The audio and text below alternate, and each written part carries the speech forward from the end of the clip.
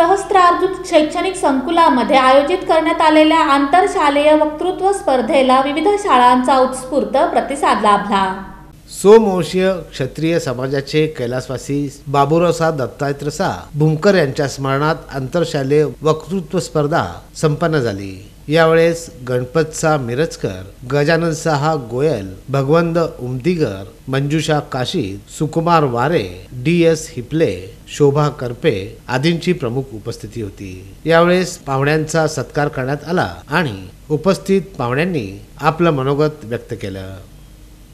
सदर शहर स्तरीय वक्तृत्व स्पर्धेत शहरातील विविध शाळेतील 60 विद्यार्थ्यांनी सहभाग नोंदवला होता।